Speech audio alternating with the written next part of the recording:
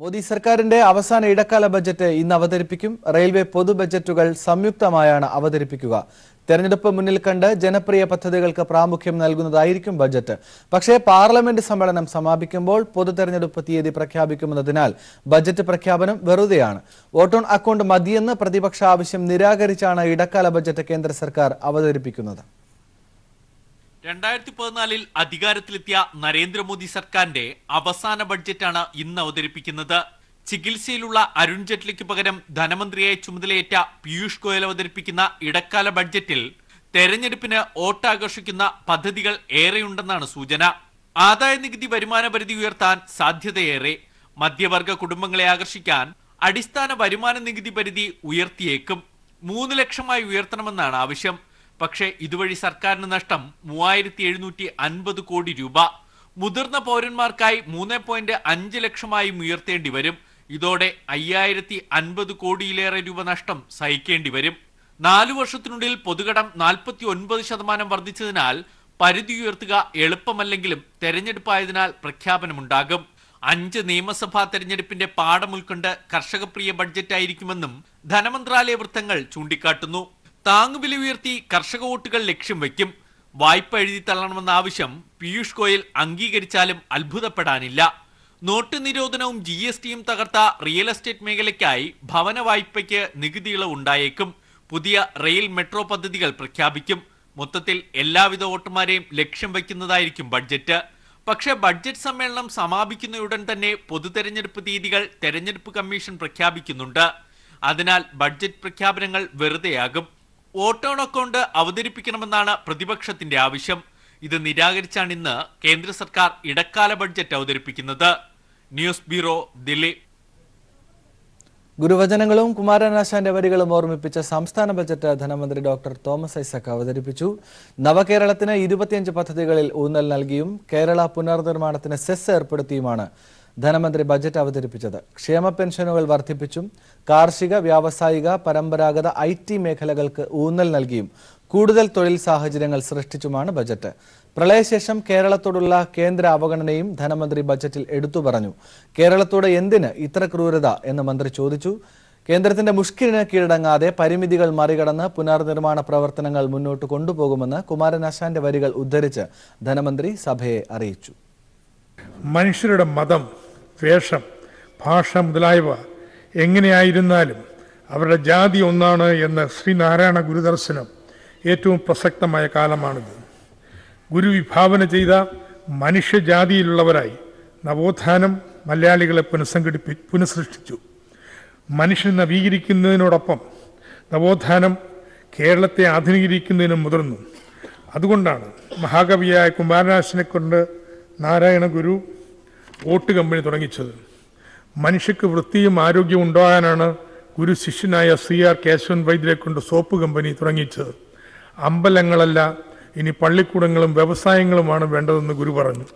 അയ്യങ്കാളിയും ചവറയച്ചനും മന്നത്ത് പത്മനാഭനും മക്തിത്തങ്ങളും ഒക്കെ വിദ്യാലയ നിർമ്മിതിക്കായി പുറപ്പെട്ടതും ഈ സാഹചര്യത്തിലാണ്. അത്തരം മുൻകൈകളുടെ അടുത്ത ഘട്ടമാണ് നവകേരള സൃഷ്ടിക്കായി മുന്നിട്ടിറങ്ങുമ്പോൾ നമ്മുടെ മനസ്സിലുണ്ടാവേണ്ടത്. പുനർനിർമ്മാണം ലക്ഷ്യമിട്ട് കേരളത്തിന്റെ ഭാവിയെ വ്യക്തമായി സ്വാധീനിക്കുന്ന 25 പദ്ധതികളാണ് ബജറ്റിന്റെ പ്രത്യേകത. റീബിൽഡ് പദ്ധതി, വാർഷിക പദ്ധതി, കിഫ്ബി എന്നിവയുടെ സംയോജിത പരിപാടികളായിട്ടാണ് ബജറ്റ് അവതരിപ്പിച്ചിരിക്കുന്നത്. ഇതിൽ കാർഷിക, വ്യാവസായിക, പരമ്പരാഗത, IT, ആരോഗ്യ, വിദ്യാഭ്യാസ, അടിസ്ഥാന സൗകര്യ മേഖലകൾ ഉൾപ്പെടെ സർവ്വതല സ്പർശിയായ വികസനമാണ് വിഭാവനം ചെയ്തിരിക്കുന്നത്. 1.45 ലക്ഷം കോടി രൂപ ചെലവ് പ്രതീക്ഷിക്കുന്നതാണ് ബജറ്റ്. പ്രളയാനന്തര പുനർനിർമ്മിതിക്കായി ജീവനോപാധി വികസനത്തിനായി 4700 കോടി രൂപ വകയിരുത്തിയപ്പോൾ 10 കോടി തൊഴിൽ ദിനങ്ങൾ സൃഷ്ടിക്കാനും ബജറ്റ് ലക്ഷ്യം വയ്ക്കുന്നു. ഇതിലൂടെ 2500 കോടിയോളം രൂപ വേതനമായി വിതരണം ചെയ്യപ്പെടും. സംസ്ഥാന വിഹിതമായി 230 കോടി രൂപയാണ് വകയിരുത്തിയിരിക്കുന്നത്. കേരളത്തിന്റെ പുനർസൃഷ്ടി ലക്ഷ്യം വെച്ച് 1000 കോടി രൂപയാണ് റീബിൽഡ് കേരളയ്ക്കായി വകയിരുത്തിയിരിക്കുന്നത്. വ്യവസായ പാർക്കുകൾക്കായി 6700 ഏക്കർ ഭൂമി ഏറ്റെടുക്കുന്നതും കുട്ടനാട് പാക്കേജിനായി 1000 കോടി രൂപ അനുവദിച്ചതും സ്ത്രീ ശാക്തീകരണത്തിനായി 1420 കോടി രൂപ അനുവദിച്ചതും സർക്കാർ ആർക്കൊപ്പം എന്ന് വ്യക്തമാക്കുന്ന നിലപാടുകളായി മാറി. കേരള ബാങ്ക് എന്ന ലക്ഷ്യം സാക്ഷാത്കരിക്കുന്നതും സമഗ്ര ആരോഗ്യ ഇൻഷുറൻസ് നടപ്പാക്കാനുള്ള തീരുമാനവും ക്ഷേമ പെൻഷനുകൾ വർദ്ധിപ്പിച്ചതും LDF സർക്കാരിന്റെ വാഗ്ദാനങ്ങൾ ഒന്നൊന്നായി നടപ്പാക്കുന്നു എന്നതിന് തെളിവായി. കേരളത്തിലേക്ക് വൻകിട നിക്ഷേപങ്ങൾ എത്തിക്കാനുള്ള നീക്കവും തൊഴിലവസരങ്ങൾ സൃഷ്ടിക്കാനുള്ള സമീപനവും ഇടതുപക്ഷ ബദൽ ഉയർത്തിപ്പിടിക്കുന്നതിന് ഉത്തമോദാഹരണങ്ങളായി മാറി. കൊച്ചി കോയമ്പത്തൂർ വ്യാവസായിക ഇടനാഴിയും തീരദേശ മേഖലയുടെ വികസനത്തിന് 1000 കോടി നൽകാനുള്ള തീരുമാനവും സർക്കാരിന്റെ വികസന കാഴ്ചപ്പാട് വ്യക്തമാക്കുന്നതാണ്. അതേസമയം പ്രളയാനന്തര കേരളത്തോടുള്ള കേന്ദ്ര സർക്കാരിന്റെ അവഗണനയും ബജറ്റിലൂടെ ധനമന്ത്രി ചൂണ്ടിക്കാട്ടി. പ്രളയം സൃഷ്ടിച്ച ആഘാതത്തിൽ നിന്ന് കരകയറാൻ സഹായകരമായ നിലപാടല്ല കേന്ദ്രം സ്വീകരിച്ചതെന്ന് അദ്ദേഹം കുറ്റപ്പെടുത്തി. 3000 കോടി രൂപ മാത്രമാണ് ഇതുവരെ നൽകിയത്. സുഹൃത്ത് രാജ്യങ്ങൾ വാഗ്ദാനം ചെയ്ത സഹായങ്ങൾ കേന്ദ്രം നിഷേധിച്ചു. പുനർനിർമ്മാണത്തിനായി വായ്പാ പരിധി ഉയർത്തണമെന്ന ആവശ്യവും അംഗീകരിച്ചില്ല. കേരള ജനതയോട് എന്തിനീ ക്രൂരത എന്ന ചോദ്യം ഓരോ മലയാളിയുടെയും മനസ്സിൽ മുഴങ്ങുന്നുണ്ടെന്നും തോമസ് ഐസക് പറഞ്ഞു. ദേശീയ ദുരിതാശ്വാസ നിധിയിൽ നിന്ന് 3000-ൽ പരം കോടി രൂപ മാത്രമാണ് കേന്ദ്രം അനുവദിച്ചത്. സുഹൃത്ത് രാജ്യങ്ങൾ വാഗ്ദാനം ചെയ്ത സഹായം ലഭ്യമാക്കാനല്ല, നിഷേധിക്കാനാണ് കേന്ദ്ര സർക്കാർ ഇടപെട്ടത്. പ്രവാസി മലയാളികളെ സഹായം തേടി സമീപിക്കാൻ മന്ത്രിമാരെ അനുവദിച്ചില്ല. പ്രളയക്കെടുതിയിൽ നിന്ന് കരകയറാൻ നമുക്ക് അധികമായ ഒരു പണവും ലഭിക്കില്ല. കേരള ജനതയോട് എന്തിനീ ക്രൂരത എന്ന ചോദ്യം ഓരോ മലയാളിയുടെ മനസ്സിൽ മുഴങ്ങുന്നുണ്ട്. പുനർനിർമ്മാണത്തിനായി സംസ്ഥാനത്തിനകത്തുള്ള സേവനങ്ങളുടെയും ചരക്കുകളുടെയും വിതരണത്തിന് 1% സെസ് ചുമത്തും. 2018-2019 പുതുക്കിയ കണക്കുകൾ പ്രകാരം ബജറ്റ് എസ്റ്റിമേറ്റിനെ അപേക്ഷിച്ച് റവന്യൂ കമ്മി പിടിച്ചു നിർത്താൻ കഴിഞ്ഞുവെന്നും ബജറ്റ് ചൂണ്ടിക്കാട്ടുന്നു. KG ദിനകർ, തിരുവനന്തപുരം. അതേസമയം ബജറ്റ് പഠിക്കാതെ പ്രതിപക്ഷ നേതാവ് വാചകമടിക്കുകയാണെന്ന് ധനമന്ത്രി തോമസ് ഐസക് പറഞ്ഞു. നികുതി പിരിക്കുന്നത് അപ്രായോഗികമെന്ന ചെന്നിത്തലയുടെ വാദം തെറ്റാണ്. നികുതി വർധനവ് ഇടത് നയമല്ലെന്നും 12% വാറ്റ് 14% നികുതി 4% നിന്ന് 5% UDF സർക്കാരാണെന്നും തോമസ് ഐസക് പറഞ്ഞു. ബജറ്റ് അവതരിപ്പിച്ചപ്പോൾ തന്നെ വിമർശനവുമായെത്തിയ പ്രതിപക്ഷത്തിന്റെ ആരോപണങ്ങൾ അടിസ്ഥാനരഹിതമാണ്. നികുതി പിരിക്കുന്നത് അപ്രായോഗികമാണ് എന്ന പ്രതിപക്ഷ നേതാവിന്റെ വിമർശനം തെറ്റാണ്. പ്രതിപക്ഷ നേതാവ് വാചകമടിക്കാതെ കാര്യങ്ങൾ വിശദമായി പഠിക്കണമെന്നും ധനമന്ത്രി തോമസ് ഐസക് പറഞ്ഞു. 12% വാറ്റ് 14% 4% നികുതി 5% UDF ആണ്. ഇതിന് UDF മറുപടി പറയണമെന്നും അദ്ദേഹം പറഞ്ഞു.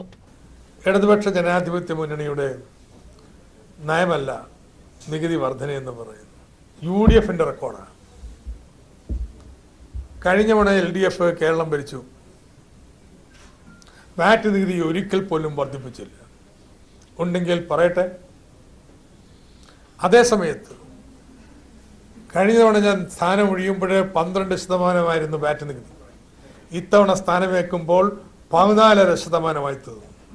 ആരാ 2.5% വാറ്റ് നികുതി വർദ്ധിപ്പിച്ചത്? പ്രതിപക്ഷ നേതാവിന് മറുപടി പറയണോ? നിലവിലുള്ള നികുതി പിരിച്ച് വരുമാനമുണ്ടാക്കുക എന്നതാണ് സർക്കാരിന്റെ നയം. പിരിക്കുന്ന നികുതി സാധാരണക്കാർക്ക് ക്ഷേമ പ്രവർത്തനങ്ങൾക്കായി ഉപയോഗിക്കുകയാണ് ചെയ്യുന്നത്. സർക്കാർ കാരുണ്യ പദ്ധതി അട്ടിമറിച്ചു എന്ന വാദം തെറ്റാണെന്നും കാരുണ്യേക്കാൾ സമഗ്രമായ മറ്റൊരു പദ്ധതിയാണ് സർക്കാർ ലക്ഷ്യമിടുന്നതെന്നും അദ്ദേഹം പറഞ്ഞു. കിഫ്ബി പദ്ധതിയിൽ പ്രതിപക്ഷ MLA-മാരെ ഒഴിവാക്കിയെന്ന വാദം ശരിയല്ലെന്നും അദ്ദേഹം പറഞ്ഞു. News bureau, Thiruvananthapuram. ബജറ്റിൽ കാസർഗോഡിന് മികച്ച പരിഗണന. എൻഡോസൾഫാൻ ദുരിതബാധിതരുടെ ക്ഷേമത്തിനും ജില്ലയുടെ പ്രത്യേക വികസന പാക്കേജിനും ഇത്തവണയും ഫണ്ട് വകയിരുത്തിയിട്ടുണ്ട്. ബജറ്റിൽ പ്രഖ്യാപിച്ച അതിവേഗ തീവണ്ടി പാതയുടെയും തീരദേശ ജലപാതയുടെയും നേട്ടം കൂടുതൽ ലഭിക്കുക കാസർഗോഡിനാണ്. കാസർഗോഡിന്റെ നൊമ്പരമുണർത്തുന്ന മുഖങ്ങളാണ് എൻഡോസൾഫാൻ ദുരിതബാധിതർ. ഇപ്പോൾ പ്രക്ഷോഭരംഗത്തുള്ള ഇവരുടെ പ്രശ്നങ്ങൾക്ക് സാന്ത്വനമേകുവാൻ സംസ്ഥാന സർക്കാർ ഇത്തവണയും ബഡ്ജറ്റിൽ തുക വകയിരുത്തിയിട്ടുണ്ട്.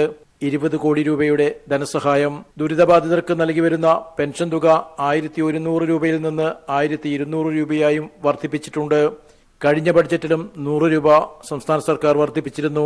ഇവരുടെ കടങ്ങൾ എഴുതിത്തള്ളുന്നതിനും നഷ്ടപരിഹാരം നൽകുന്നതിനും നേരത്തെ LDF സർക്കാർ നടപടി സ്വീകരിച്ചിരുന്നു. കാസർഗോഡ് വികസന പാക്കേജിനുള്ള പ്രത്യേക സഹായമാണ് ബഡ്ജറ്റിലെ മറ്റൊരു നേട്ടം. 91 കോടി രൂപ പ്രത്യേക പാക്കേജിനായി നീക്കിവച്ചിട്ടുണ്ട്. ഈ തുക ജില്ലയിൽ ആസൂത്രണം ചെയ്ത വികസന പദ്ധതികൾക്ക് പ്രയോജനപ്പെടുത്താനാകും. സംസ്ഥാനത്തെ മെഡിക്കൽ കോളേജുകളുടെ വികസനത്തിന് നീക്കിവെച്ച തുകയിൽ ഒരു വിഹിതം നിർമ്മാണഘട്ടത്തിലുള്ള കാസർഗോഡ് മെഡിക്കൽ കോളേജിന് ലഭിക്കും. കാസർഗോഡ് തിരുവനന്തപുരം ഹൈസ്പീഡ് തീവണ്ടിപ്പാത, ജലപാത എന്നിവയുടെ നേട്ടങ്ങളും കൂടുതൽ ലഭിക്കുന്നത് കാസർഗോഡ് ജില്ലക്കാർക്കാണ്. News bureau, Kasaragod.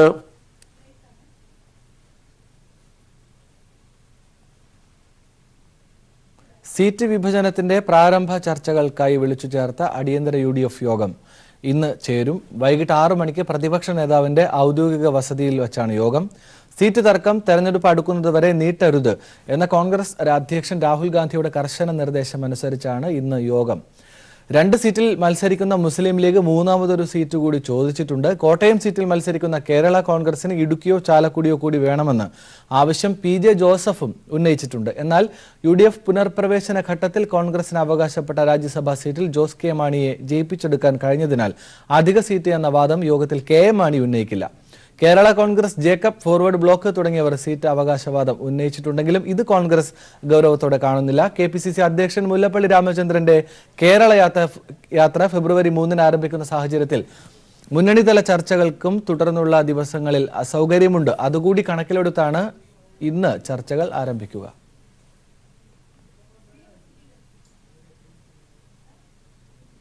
UDFിലെ ഘടകകക്ഷികൾക്കെതിരെ VM Sudheeran. അനർഹമായി രാജ്യസഭാ സീറ്റ് ലഭിച്ചവർ അത്യാർത്തിയും ഔചിത്യരഹിതമായും പെരുമാറുന്നുവെന്ന് സുധീരൻ പറഞ്ഞു. ലക്ഷ്യം KM മാണി. ഘടകകക്ഷികൾ കോൺഗ്രസിന്റെ അനുകൂല രാഷ്ട്രീയ അന്തരീക്ഷത്തിന്റെ ശോഭ കെടുത്തുന്നുവെന്നും സുധീരൻ അഭിപ്രായപ്പെട്ടു. ലോക്സഭാ സീറ്റ് വിഭജനത്തിലേക്ക് UDF കടക്കുന്നതിന് മുമ്പ് തന്നെ ഘടകകക്ഷിയായ കേരള കോൺഗ്രസും മുസ്ലിം ലീഗും സീറ്റിനായി ഉയർത്തുന്ന അവകാശവാദത്തിനെതിരെയാണ് മുൻ KPCC പ്രസിഡന്റ് VM സുധീരൻ ശക്തമായ ഭാഷയിൽ രംഗത്തു വന്നത്. സാധാരണ കോൺഗ്രസ് പ്രവർത്തകരുടെ വികാരത്തിന്റെ പ്രതിഫലനം കൂടിയാണ് സുധീരന്റെ വാക്കുകളിലൂടെ പുറത്തുവരുന്നത്. UDFിലേക്ക് തിരിച്ചെത്തിയ KM മാണിയെയാണ് പ്രധാനമായും VM സുധീരൻ ലക്ഷ്യം വെക്കുന്നത്. കോൺഗ്രസിന് അവകാശപ്പെട്ട രാജ്യസഭാ സീറ്റ് KM മാണിക്ക് വിട്ടുനൽകിയ ഘട്ടത്തിൽ സുധീരൻ അടക്കമുള്ളവർ ശക്തമായി രംഗത്തു വന്നിരുന്നു.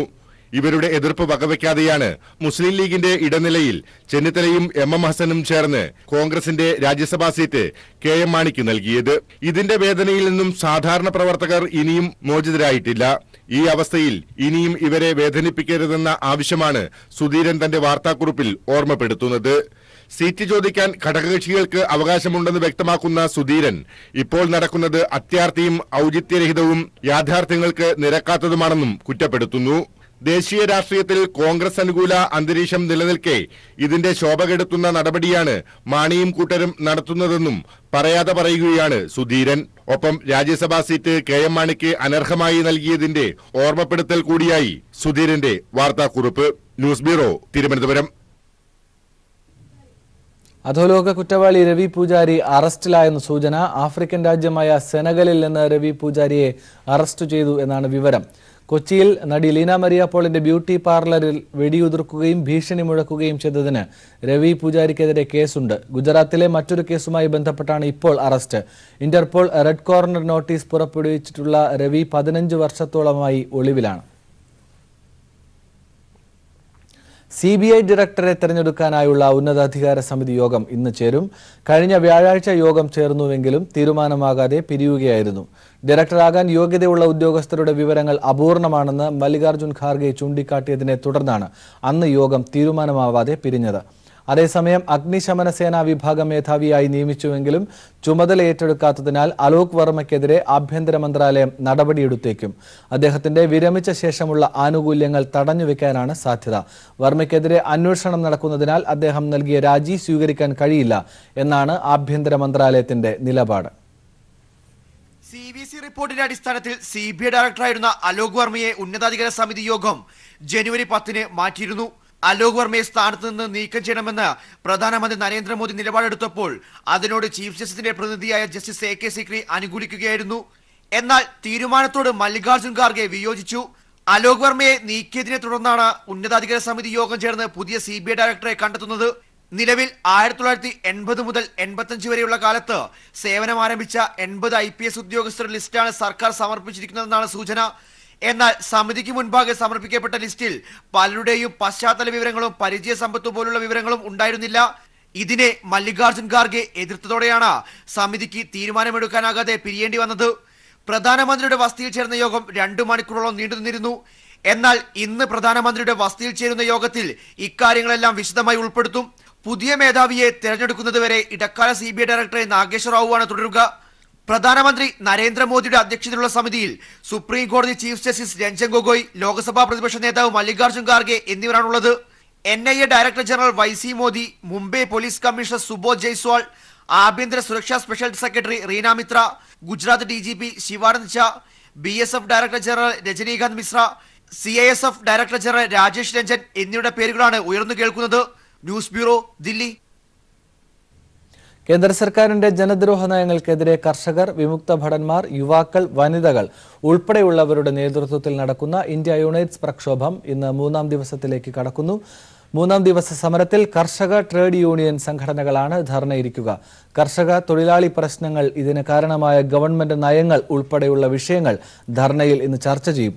9 ദിവസം നീളുന്ന ധർണാ സമരത്തിൽ വിവിധ വിഭാഗങ്ങളിലെ 40-ലേറെ സംഘടനകൾ അണിനിരക്കുന്നുണ്ട്.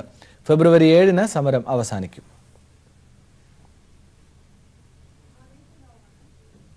നാഗേശ്വർ റാവുവിനെ CBIയുടെ താൽക്കാലിക ഡയറക്ടറായി നിയമിച്ചതിനെതിരെയുള്ള ഹർജി ഇന്ന് സുപ്രീം കോടതിയിൽ പുതിയ ബെഞ്ച് പരിഗണിക്കും.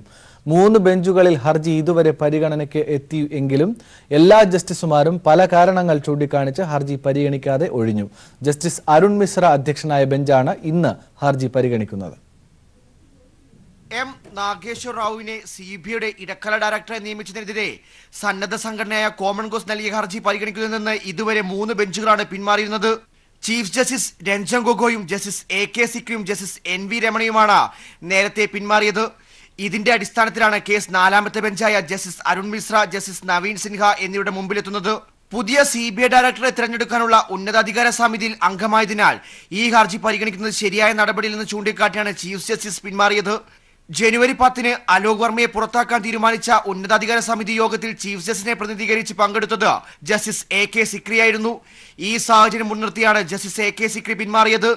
എന്നാൽ ചില സ്വകാര്യ കാര്യങ്ങൾ ചൂണ്ടിക്കാണിച്ചാണ് NV രമണ ഹർജി പരിഗണിക്കുന്നതെന്ന് പിന്മാറിയത്. ഉന്നതാധികാര സമിതിയുടെ തീരുമാനമില്ലാതെ നാഗേശ്വർ റാവുവിനെ CBI ഇടക്കാല ഡയറക്ടറെ നിയമിച്ചത് നിയമവിരുദ്ധമാണെന്ന് ചൂണ്ടിക്കാട്ടിയാണ് ഹർജി ഫയൽ ചെയ്തിരിക്കുന്നത്. News bureau, Delhi. ഗാന്ധിയുടെ രക്തസാക്ഷിത്വ സ്മരണയുടെ ഭാഗമായി ബംഗളൂരുവിൽ സൗഹാർദ്ദ കർണാടകയുടെ ആഭിമുഖ്യത്തിൽ സംഘടിപ്പിച്ച ഗാന്ധി മുതൽ ഗൗരി വരെ പരിപാടി ശ്രദ്ധേയമായി. സംഘപരിവാർ ശക്തികൾ ആവിഷ്കാര സ്വാതന്ത്ര്യത്തെയും എതിർപ്പിന്റെ ശബ്ദത്തെയും നിശബ്ദമാക്കുന്നതോടൊപ്പം ഭരണഘടനയും ജനാധിപത്യവും അട്ടിമറിക്കാനുള്ള നീക്കം ശക്തമാക്കിയിരിക്കുകയാണെന്ന് സുപ്രീംകോടതി മുൻ ജഡ്ജി ജസ്റ്റിസ് ഗോപാല ഗൌഡ അഭിപ്രായപ്പെട്ടു. സംഘപരിവാർ ശക്തികൾ ആവിഷ്കാര സ്വാതന്ത്ര്യത്തെയും എതിർപ്പിന്റെ ശബ്ദത്തെയും നിശബ്ദമാക്കുന്നതോടൊപ്പം ഭരണഘടനയും ജനാധിപത്യവും അട്ടിമറിക്കാനുള്ള നീക്കം ശക്തമാക്കിയിരിക്കുകയാണെന്നും ശബരിമല സ്ത്രീ പ്രവേശന വിഷയത്തിൽ സുപ്രീം കോടതി വിധി നടപ്പിലാക്കിയ കേരള സർക്കാരിനെതിരെ പ്രധാനമന്ത്രി തന്നെ വിമർശനം ഉന്നയിക്കുന്നത് ഇതിന്റെ ഉദാഹരണമാണെന്നും സുപ്രീം കോടതി മുൻ ജഡ്ജി ജസ്റ്റിസ് ഗോപാല ഗൌഡ പറഞ്ഞു. മഹാത്മാഗാന്ധിയെ വധിച്ചവർ ഗൌരി ലങ്കേഷിനെ കൊലപ്പെടുത്തിയതിൽ അത്ഭുതമില്ലെന്നും ദബോൽക്കർ, പൻസാരെ, കൽബുർഗി എന്നിവരെ കൊലപ്പെടുത്തിയതിലൂടെ സംഘപരിവാർ ശക്തികളെ എതിർക്കുന്നവരെ വെച്ചുപൊറുപ്പിക്കാനാകില്ല എന്ന് ഭീഷണി ഉയർത്തുകയാണെന്നും അദ്ദേഹം പറഞ്ഞു. SY Gurushant, professor Arvind Malagatti, doctor Vasundhara Bhupathi, father Manohar Chandraprasad, R Srinivasan, KN Unmesh എന്നിവർ സംസാരിച്ചു. തുടർന്ന് കവി സമ്മേളനവും പ്രശസ്ത സാഹിത്യകാരൻ ബൊജവാറു മുഹമ്മദ് കുഞ്ഞി രചിച്ച പാപ്പുഗാന്ധി ബാപ്പുഗാന്ധിയായ കഥ എന്ന കഥയുടെ നാടകാവിഷ്കരണമുണ്ടായിരുന്നു. News bureau, Bangalore. ഒരിടവേള. കരകൗശല വസ്തുക്കൾക്ക് വിനോദസഞ്ചാരികൾക്ക് മുന്നിൽ മികച്ച വിപണി ഒരുക്കാനുള്ള നടപടികൾ സർക്കാർ കൈക്കൊള്ളുമെന്ന് മുഖ്യമന്ത്രി പിണറായി വിജയൻ പറഞ്ഞു. കരകൗശല മേഖലയ്ക്ക് പുത്തൻ ഉണർവ് പകരാൻ സർക്കാർ പ്രതിജ്ഞാബദ്ധമാണെന്നും അദ്ദേഹം അറിയിച്ചു. സംസ്ഥാന കരകൗശല വികസന കോർപ്പറേഷന്റെ ആഭിമുഖ്യത്തിൽ സംഘടിപ്പിച്ച ടൂൾ കിറ്റുകളുടെ വിതരണവും നൂതന പദ്ധതികളുടെ ഉദ്ഘാടനവും നിർവഹിച്ച് സംസാരിക്കുകയായിരുന്നു മുഖ്യമന്ത്രി. കരകൗശല വികസന കോർപ്പറേഷനെ കുറിച്ചുള്ള ഹ്രസ്വചിത്രത്തിന്റെ പ്രകാശനവും മുഖ്യമന്ത്രി നിർവഹിച്ചു. ചടങ്ങിൽ വ്യവസായ മന്ത്രി അധ്യക്ഷത വഹിച്ചു.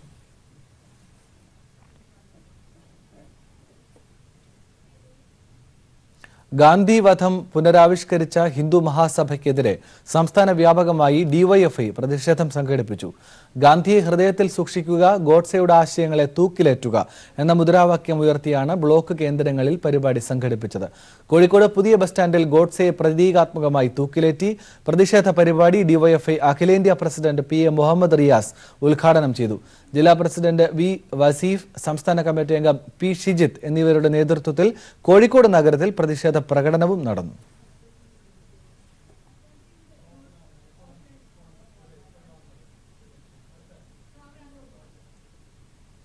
തലസ്ഥാന നഗരിയിലെ ഏറ്റവും ദൈർഘ്യമേറിയ സമ്മാന നറുക്കെടുപ്പായ ട്രാവൻകൂർ റാഫലിന്റെ മെഗാ ഡ്രോ നറുക്കെടുപ്പ് മാളിൽ നടന്നു. സ്പീക്കർ P ശ്രീരാമകൃഷ്ണൻ നറുക്കെടുപ്പ് ഉദ്ഘാടനം ചെയ്തു. Malabar group chairman MP Ahmed, corporate head KP Narayanan, mall centre head പരിഹ് സുഹാസ് എന്നിവർ ചടങ്ങിൽ പങ്കെടുത്തു. 2018 ഏപ്രിൽ 30 ആരംഭിച്ച റാഫേൽ മെഗാ ഡ്രോയിൽ അപ്പാർട്ട്മെന്റുകൾ, കാർ, ബൈക്കുകൾ എന്നിവയാണ് സമ്മാനം.